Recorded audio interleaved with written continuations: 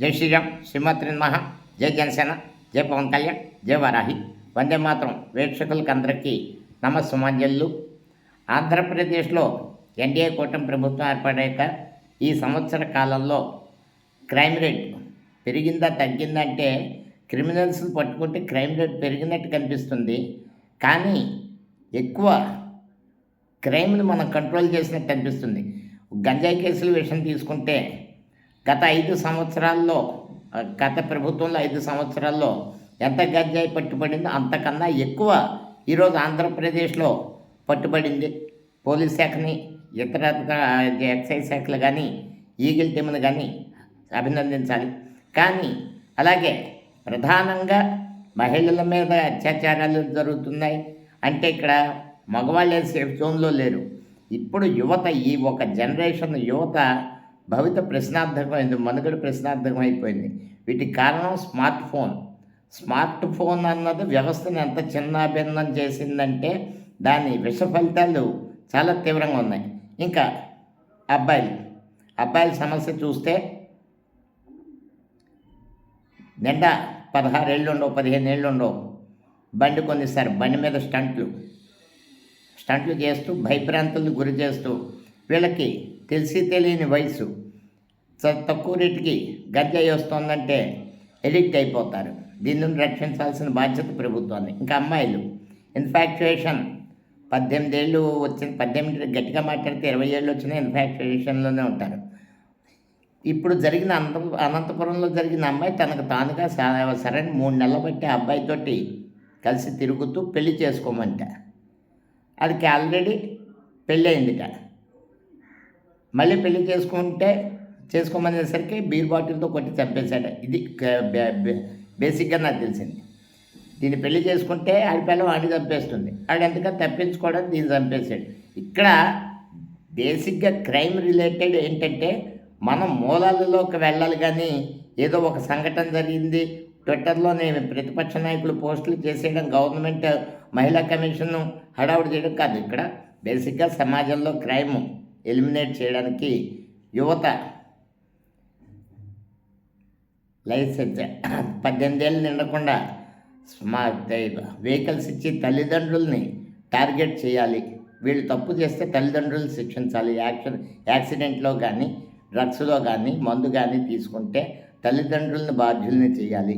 అలాగే పిల్లలు, ఎందుకంటే ఆడపిల్లలు కానీ మగపిల్లలు కానీ ఆంధ్రప్రదేశ్ గత ఈ సంవత్సరం బట్టి గవర్నమెంట్ స్కూల్స్లో పాఠాలతో పాటు నైతిక ప్రవర్తన, ఆడపిల్లలకైతే కిషోర వికాసం పేరుతో వాళ్ళకు వచ్చి రాబోయే ఇబ్బందులు, అలాగే అబ్బాయిలకి ఏ రకం ఇబ్బందులు వస్తాయి, మోటివేషన్ క్లాసెస్ అవి తెగ జరుగుతున్నాయి. ఇది సుదీర్ఘకాలం జరగాల్సిన ఒక మహా ఉపద్రవం నుండి మన పిల్లలు మనం రక్షించుకోవాలి. పిల్లలు ఎక్కడుంటారు? ఎక్కువ భాగం స్కూల్లో ఉంటారు, మిగిలిన భాగం తల్లిదండ్రుల దగ్గర. పిల్లలు ఎక్కడికి వెళ్తున్నారో ఏమిటి చూసుకోకుండా మన అమ్మాయి ఎక్కడికో వెళ్తోంది, ఏం చేస్తోంది అంటే మేము మా టైంలో అయితే బెడ్ తీసేవారు ఇంటికి రావడం లేట్ అయితే. పిల్ల ఎక్కడికి వెళ్తోంది, ఎవరితో చూసుకోవాల్సిన బాధ్యత తల్లిదండ్రులది. అది ఎటో పోయాక ప్రభుత్వాన్ని, పోలీసుల్ని తిడితే ఏం చేస్తాం? కాబట్టి మన ఇంట్లో నేరం జరిగినప్పుడు మనమే పోలీసులకు ఇన్ఫార్మ్ చేసే వ్యవస్థ ఉండాలి. మా అబ్బాయి గంజాయికి ఎడిక్ట్ అయ్యాడంటే తీసుకెళ్ళి గంజాయి నుండి మీ అబ్బాయిని సపరేట్ చేసి అప్పచెప్తాడు. అంతేకాని మీ అబ్బాయిని గంజాయికి ఎడిక్ట్ అయ్యాడని ఆయన ఊరి మీద వదిలేస్తూ ఊళ్ళో అందరినీ నాశనం చేస్తాడు. కాబట్టి ఉక్కు సంకల్పంతో ఈ ప్రభుత్వం ఇప్పుడు తీసుకుంటే సంవత్సర కాలం చర్యలు ఏ మూలకి చాలో నేరాల నియంత్రణకి. ఉక్కు సంకల్పంతో ప్రతి పోలీస్ స్టేషన్లోని సపరేట్ వింగ్, అవినీతి చరిత్ర లేని పోలీసులతో పోలీస్ స్టేషన్ ఏర్పడితే పోలీసులు ఫ్రీ హ్యాండ్ మాటల్లో కాదు ఆచరణలో చూపించి ఉక్కు సంకల్పంతో నిత్యం పోలీస్ శాఖని మొత్తం ఈగిల్ టీముని కానీ పోలీస్ శాఖను కానీ సమన్వయం చేసుకుంటూ మానిటరింగ్ చేయడానికి హోంశాఖతో పాటు మరొక శాఖ ఖచ్చితంగా ఒకే బాధ్యత, డైలీ మానిటరింగ్. ఎలాగైతే ఒకే రోజున ఆంధ్రప్రదేశ్ వ్యాప్తంగా హెల్మెట్ల గురించి స్పెషల్ డ్రైవ్ నిర్వహించారో, ప్రతి టౌన్లోనే కానీ ప్రతి విలేజ్లో కానీ క్రైమ్ స్పాట్స్ ఉంటాయి, అది పోలీసులకు తెలుసు. ఆ క్రైమ్ స్పాట్స్ మీద విజయవాడ పోలీసులు కొన్ని అద్భుతమైన ఫలితాలు సాధిస్తున్నారు.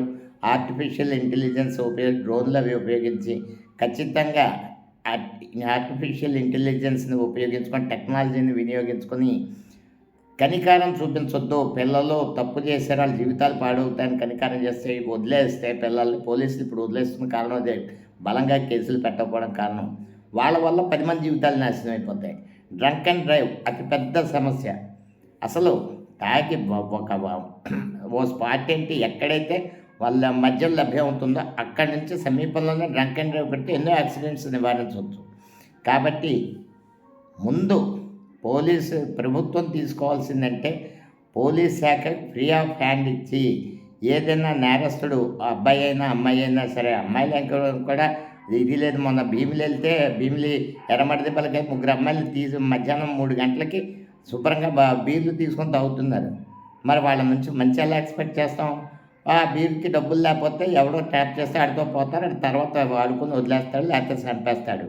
ఇక్కడ మనం సొసైటీలో నేరాన్ని కూలంకషంగా అధ్యయనం చేయాలి, కానీ ఒక వర్గానికో, కులానికో, లేకపోతే లింగానికో, వయస్సుకో అందించేది కాదు. కాబట్టి ప్రభుత్వం చిత్తశుద్ధితో పోలీస్ శాఖ, అది కూడా అవినీతి రహితమైన పోలీస్ శాఖకి ఈగల్ టీంలో కూడా సమర్థులైన వాళ్ళకి, ఇప్పుడున్న వాళ్ళు కాకుండా సిఆర్పిఎఫ్ బెటాలియన్స్ ఇలాంటివి వాళ్ళతో తీసుకొని రాష్ట్ర వ్యాప్తంగా నిరంతర ప్రక్రియ డైలీ దాడులు చేస్తూనే ఉండాలి. నేరం కనీసం ఇది పాతాళంలోకి వేళ్ళు చొచ్చుకుపోయిన వ్యవస్థని ఆ వేళ్ళతో సహితంగా పెకిలించాలంటే ఒక రోజులో జరగదు. క్రిమినల్స్కి క్రిమినల్ తప్పు చేస్తే క్రిమినల్ కుటుంబాన్ని బాధ్యుల్ని చేసి క్రిమినల్ ఆస్తుల్ని జప్తు చేస్తే ఎందుకు రాదు సమాజంలో మార్పు? ప్రభుత్వం ఈ దిశగా ఆలోచించాలని కోరుకుంటూ వందే మాతరం. జై హింద్.